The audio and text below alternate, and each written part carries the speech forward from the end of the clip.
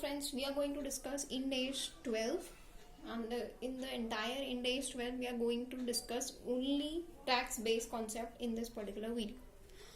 Ind AS 12 को पूरा समझने के लिए we'll create short videos, but for now we will discuss only the small and the most important concept of the Ind AS 12, that is tax base. Why do we calculate tax base? For calculating the amount of deferred tax asset or deferred tax liability, we have to calculate the amount of temporary difference. I hope you understand the concept of temporary difference, that it is nothing but the difference in amount leading to the provision because of the provisions of accounts and the taxation. That the differentiating amount is nothing but the temporary difference. अभी जो Ind AS 12 है उसने एक concept दिया है tax base का. You will calculate the difference between the book value that is carrying amount and the particular tax base, and that difference shall be taken as the temporary difference. तो हम tax base कैसे calculate करेंगे, that is a technical concept in this particular Ind AS. So for asset and for liabilities, calculation will be different. For now we are discussing the base of asset. We will take the economic benefits that particular asset will rear for the entity, and we will check whether the economic benefits are taxable or non-taxable. If that particular amount of economic benefits is taxable, then that amount shall be taken as a tax base, and if that particular amount is not taxable, then the carrying amount shall become the equivalent to the tax base. Okay. Example के तौर पर suppose कीजिए आपने recognise किया dividend receivable in your books of accounts. तो जब dividend मिलेगा तो क्या वो टैक्सेबल होगा? नहीं, राइट. तो dividend receivable shall become a non taxable asset, and now the tax base shall be equivalent to the carrying amount. Carrying amount which suppose करो वो अमाउंट है 25,000, तो the carrying amount 25,000 shall become the tax base.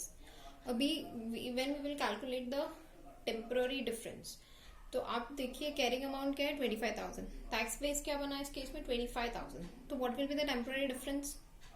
0. Okay. Now when that particular amount is taxable, suppose करो कोई ऐसा asset है जिसको first year में 100% इनकम टैक्स में रिडक्शन मिल गया था और अभी हम उसको बेच रहे हैं, तो जो अमाउंट ऑफ सेल होगा वो टैक्सेबल होगा, राइट. तो that particular amount shell become the tax base in this case. Now let's see liability के केस में टैक्स बेस कैसे कैलकुलेट करेंगे. तो लायबिलिटी को हमने डिवाइड किया है दो पार्ट्स में.